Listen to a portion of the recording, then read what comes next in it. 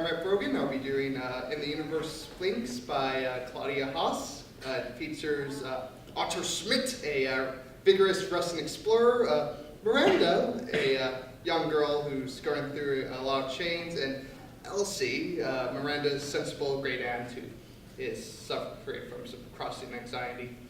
And I'm going to do a person of the first scene. Everything I need I can find on my computer. I can visit a cafe in Paris at 10 a.m. and be in the North Pole at noon. It's enough for me. I'm not needy. I'll turn down your bed. I like doing it. Elsie abruptly exits. Miranda sees the trunk in the living room.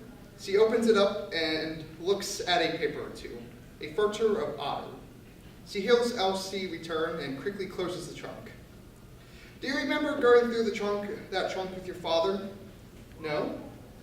When I cleared out your grandmother's room for you, I found the trunk in the closet. I thought you might like to visit it. You did, once, like the family history. That was then. You and your father would play that you were at the North Pole together, exploring. Your dad would play Otter. Remember this photo of Otter? He was quite imposing, don't you think? That huge, long beard. Yuck!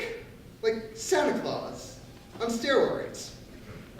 It was rather bussy. My pride and joy. Everyone spurred the thin linen mustaches at the time. It was the political thing to do, but I held on to my Trotsky beard.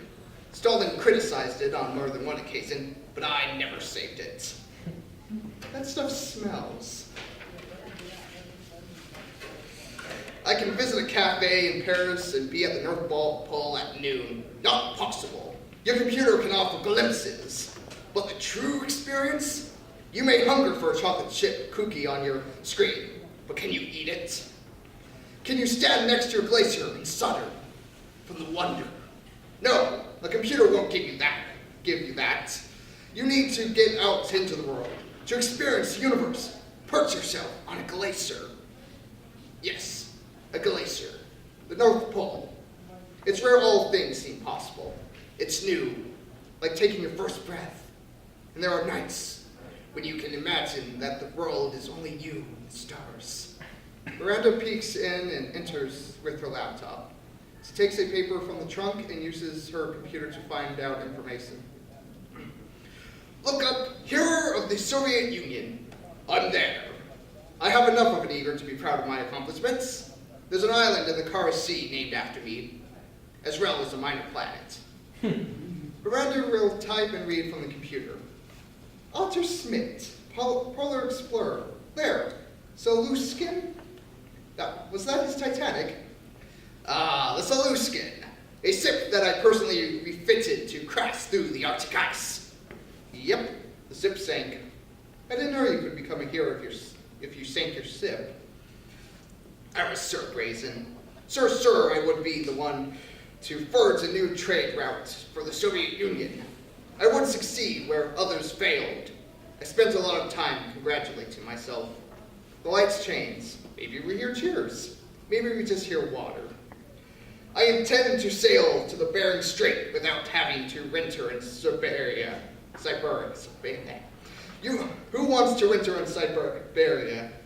I knew I would succeed. I had already been hailed as a navigational genius.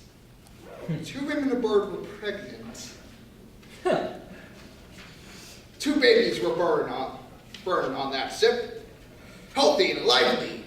I predicted clear sailing all the way. I had months of supplies. I thought I had everything. There was a time when they were within 1 mile of the Bering Sea. We could see open water. It was so clear. We were tempted to go for a swim. Applause rained out on deck. Hearty slaps on the back. All in celebration of what we had not yet accomplished. So what did you accomplish, Otter? Nothing. Otter takes a paper ice chunk from his pocket and throws it at her. What the? Come on! Read about me.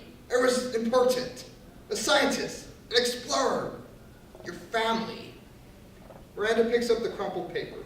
She throws the paper away and cuddles with her pillow.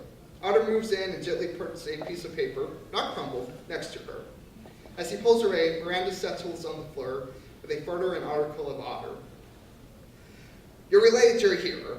There was a time when the whole world was watching me. A sinking sip. Well, Otter, it seems we do have something in common after all.